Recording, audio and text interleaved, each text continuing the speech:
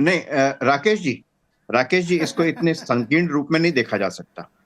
बात यह है, आपने एक सवाल पूछा कि अगर हमारे 2 की जगह 8 विधायक हो गए, अबू आजमी ने कहा, उसका जवाब नहीं मिला। किसी माई का लाल नहीं जो मुसलमान को हाथ लगा देगा। मैं जवाब या दूं पांडे जी, मैं जवाब दूंगा। एक सेकंड, ठीक है, सुन लीजिए पहले अनुजय जी को सुन लीजिए। उत्तर प्रदेश में कहा कि इनका देखो भाई, रिजल्ट आने तक अभी 6 रिजल्ट आने के बाद जो है उत्तर प्रदेश विधानसभा का जब चुनाव हुआ 22 में, तो समाजवादी पार्टी के कैंडिडेट कहते हैं कि भाई देखो, इनको बदलना नहीं है, इनको भेजना नहीं है कहीं भी, इन पुलिस वालों को, इन अधिकारियों को, इनका पहले हिसाब किताब बराबर करना है।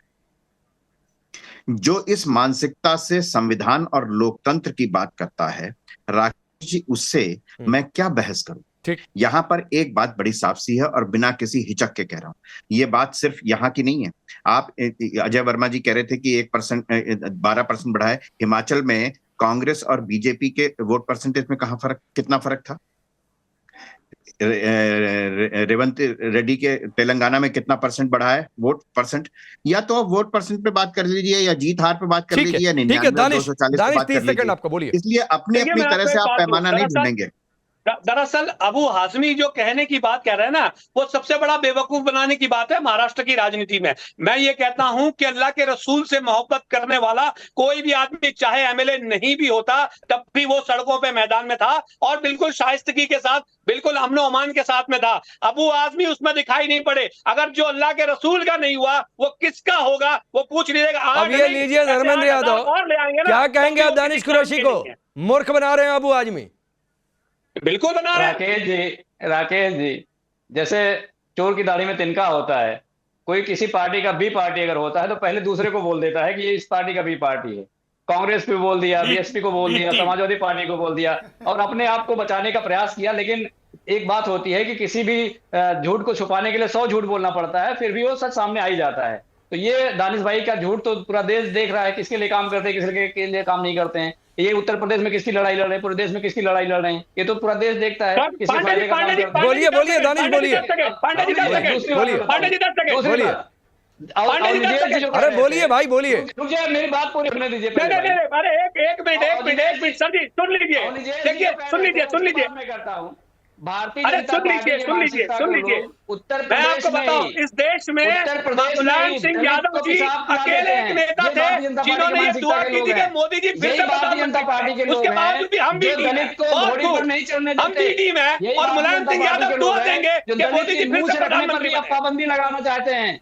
तो ये है असल मानसिकता, सामंतवादी मानसिकता भारतीय जनता पार्टी की, जिसकी लड़ाई आज 5000 ज्यादा वर्षों से है। पांडे जी वो स्टेटमेंट निकाल के बताइए इनको। पांडे जी याद, इनको स्टेटमेंट याद दिलाइए। नहीं अच्छा, दानिश एक बात बताइए, आ रहा हूँ अजय जी आ रहा हूँ। दानिश एक बात बताइए, ये जो आप बोल रहे हैं ये कहीं इसलिए तो नहीं है कि आपकी महाराष्ट्र यूनिट कह रही है भाई हमें भी गठबंधन में ले लो, उधर से कोई जवाब आ नहीं रहा है, तो ये गुस्सा तो नहीं है उस बात का? मैं आपको एक बात कहूं, दरअसल दिक्कत यह है कि हम अपना काम ईमानदारी से करेंगे और कर रहे हैं, लेकिन ये जो लोग बी टीम के लोग हैं। अरे नहीं, मैं कह रहा हूं जिस पर आप इतना गुस्सा उतार रहे हैं, आप उन्हीं के गठबंधन में जाना चाहते हैं। आप कह रहे हैं बुला लो, हमको शामिल कर लो। मैं आपको एक बात बताऊं, मुलायम सिंह यादव अगर ये कहते हैं कि मोदी जी फिर से प्रधानमंत्री बने, ये मेरी दुआ है, तो इसका क्या मतलब है ये बताइए। चलिए फिर वही बात है जो मैं आपसे पूछ रहा हूं, उसका जवाब नहीं देंगे। और ये कुछ कहना चाह रहे थे, फिर अजय जी आ रहा है। समाजवादी पार्टियों से पूछिए, राकेश समाजवादियों से पूछिए। दानिश भाई एक सेकंड सुन लीजिए, मैं बता देता हूं कौन किसकी बी टीम है। मनमोहन सिंह की सरकार को बचाने से लेकर के महाराष्ट्र विधानसभा में से राज्यसभा भेजने तक के लिए, राज्यसभा भेजने तक के लिए किसने किसका वोट मांगा था? ये तमाम लोग घुटनों के बल ओवैसी साहब के सामने खड़े हुए थे। एक वोट की जरूरत है, और ओवैसी साहब ने विधानसभा से राज्यसभा भी भेजा कांग्रेस के कैंडिडेट को, और मनमोहन सिंह की सरकार को भी बचाया एक वोट। सुन लीजिए ना पहले, मैं बोल तो लूं। और दूसरी बात यह है कि ये क्या करेंगे, आप इनके 5 उम्मीदवार जीतते हैं, वो दूसरी पार्टी में चले जाते हैं। ओवैसी साहब इतनी मेहनत करके जिताते हैं, कहीं पे जाकर के वो विधायक चुनाव के बाद खत्म हो जाते हैं। कहाँ चले जाते हैं मालूम नहीं, किसी और पार्टी में चले जाते हैं। तो ये तो हालत है। तो किसकी बी पार्टी है ये? बी पार्टी कह करके ये शिवसेना किसकी बी पार्टी है? उद्धव ठाकरे किसकी है? जहां पर राजनीति में विचारधारा का कहीं कोई नहीं है। सावरकर को गाली देने वालों के साथ अगर कोई शिवसेना का अंश खड़ा है सामने, ठीक। औरंगजेब की मजार पर मरसिया पढ़ने वालों के साथ खड़ा है, जिसने गुरु गोविंद सिंह जी के दो छोटे साहबजादों को जिंदा दीवार में चिनवा दिया था, और इस देश में औरंगजेब रोड नाम नई दिल्ली में लगा रहा। ये इस देश में लोकतंत्र की जो हकीकत है वो ये है, भैया हमें मुसलमानों से कोई डर नहीं है, मुसलमानों से कोई हमें किसी शिकायत नहीं है, लेकिन आप जब अपने आप को औरंगजेब के साथ जोड़ते हैं, औरंगजेब को नायक मानते हैं। ठीक है, बोलिए अजय वर्मा जी, बोलिए 30 सेकंड आपको भी, बोलिए, फिर आरपी सिंह आता हूं।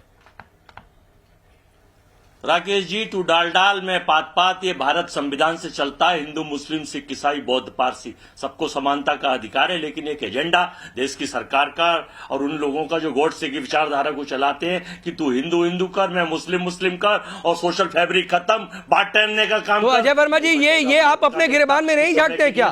कांग्रेस पार्टी के दर्जन भर ऐसे बयान में गिना दूं, सैफरन टेररिज्म से लेकर शिंदे तक कह चुके हैं कि कांग्रेस पार्टी की लाइन थी। सबसे पहले देश के सुशील शिंदे ने क्या कहा था, जाकर सुन लीजिए सर एक पॉडकास्ट में। चेहरे के रूप में गॉड से, तो ये बात तब आपको नहीं समझ में आती है जब मुस्लिम की बात करते हैं, तो बताना चाहता हूं, फिर तो आपको सिर्फ एक नागरिक की बात करनी चाहिए। तो अपने गिरबान में थोड़ा सा झांक लिया करिए। गॉडसे का देश नहीं है ये महात्मा गांधी का देश है, जो आजादी में योगदान रहा है। ये उन लोगों का देश नहीं है जिन्होंने माफी मांग मांग के शहीदों को फांसी दिलवाई है। यहाँ शांति की बात चलेगी, यहाँ कटने बटने की बात नहीं चलेगी। अच्छा। यहाँ भारत एकता की बात चलेगी। कुछ समय के लिए आप आ सकते हैं, लेकिन परमानेंट नहीं आ सकते। और ये विचार नहीं, परमानेंट तो कोई नहीं है लोकतंत्र में, कहाँ परमानेंट होता है? परमानेंट आप भी नहीं रहे, परमानेंट ये भी नहीं होंगे भाई साहब। हाँ, परमानेंट कोई कैसे हो सकता है डेमोक्रेसी में? लोग देखिए, आपने वो नहीं कर, आपने जनसंख्या 21 में होती है, पॉपुलेशन की संख्या की वो नहीं कराई। अब 80 अब आप चले गए उधर। चलिए, आरपी सिंह कुल मिलाजुलाकर गुस्सा इस नारे का ही है, असल जड़ ये वजह है, हो जाएंगे और ऊपर से संघ का साथ।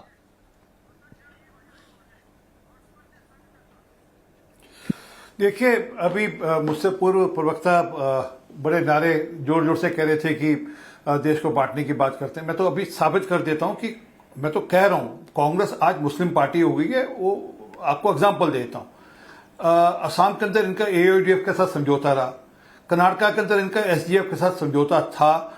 इसी प्रकार से अभी हाल में वो पलके बिछाए बैठे थे इनके वो रेड्डी साहब, रेवंत रेड्डी साहब ओवैसी साहब के लिए गीत गा रहे थे, उनके गुणगान कर रहे थे तेलंगाना के अंदर, तो उनके साथ समझौता है। अरे सर आप देखो हो गया ना, कच्ची मिर्च लगती है। राकेश जी मिर्च देखो कितनी लगती है, देखा ना मिर्च लगती है। अभी सुन लो, अभी लिस्ट लंबी है तो सुन लो जरा, मिर्च भी और लगेगी।